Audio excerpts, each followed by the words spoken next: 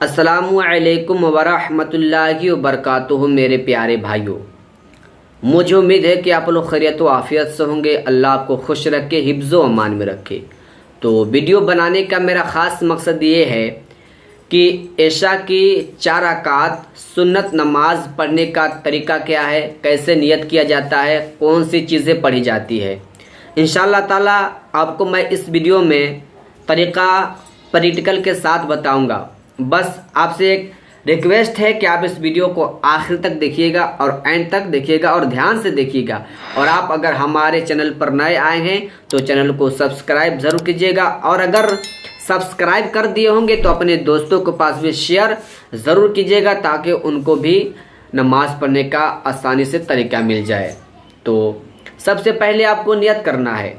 तो अब नियत किसे कहा जाता है? तो नियत दिल को पक्के इरादा का। अगर आपने ये इरादा कर लिया कि मैं इशा की 4 रकात सुन्नत नमाज पढ़ने जा रहा हूँ, तो ये आपकी नियत हो गई। अगर आप ज़बान से कहते हैं तो ज़बान से कहना बेहतर है। अगर आप ज़बान से कह लेते हैं तो बेहतर है, मुस्ताहब है। अगर आप ज़बान से नहीं कहे तो आपकी नियत हो गई। तो आप नियत हिंदी में समाप्त कर ले। नियत की मैंने 4 रकात नमाज सुन्नत वक्त इशा वास्ते अल्लाह ताला के, मुँह मेरा काबा शरीफ की तरफ, अल्लाहु अकबर। अब इसके बाद आपको नाफ के नीचे नियत बांध लेना है। नियत बांधने के बाद आपको पढ़ना है साना, इसके बाद औज़ु बिल्लाह, इसके बाद 1 मरतबा सूरे फातिहा मतलब कि अल्हम्दुलिल्लाह, और 1 मरतबा कोई सूरा, जो भी आपको सूरा याद हो आप उस सूरा को पढ़ सकते हैं। इसके बाद आपको चले जाना है अल्लाहु अकबर कह के रुकू में। रुकू में जाने के बाद वहाँ पे आपको पढ़ना है 3 मरतबा सुबहान रब्बिल अज़ीम, सुबहान रब्बिल अज़ीम, सुबहान रब्बिल अज़ीम। अब इसके बाद आपको रुकू से उठना है समी अल्लाहु लिमन हमीदा रब्बना लकल हम्द कहकर। अब आपको अल्लाहु अकबर कह के चले जाना है सजदा में।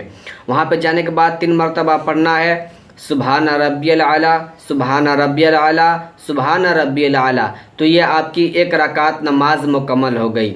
जब आप दूसरी रकात के लिए खड़े होते हैं अल्लाहु अकबर कह के, तो आपको साना नहीं पढ़ना है, बल्कि 1 मरतबा सूरे फातिहा पढ़ना है और 1 मरतबा कोई सूरा पढ़ना है। इसके बाद फिर आपको रुकू सजदा करना है। जैसे आप पहली रकात में रुकू सजदा किए, वैसे ही दूसरी रकात में भी आपको रुकू सजदा करना है। और जो चीज़ पहली रकात में रुकू सजदा में पढ़े, दूसरी रकात में भी रुकू सजदा में पढ़ना है। इसके बाद फिर आपको रुकू सजदा करना है। जब आपकी 2 रकात नमाज मुकम्मल हो जाती है तो आपको तशहुद में बैठ जाना है। तशहुद में बैठ जाने के बाद तहियात पढ़ना है।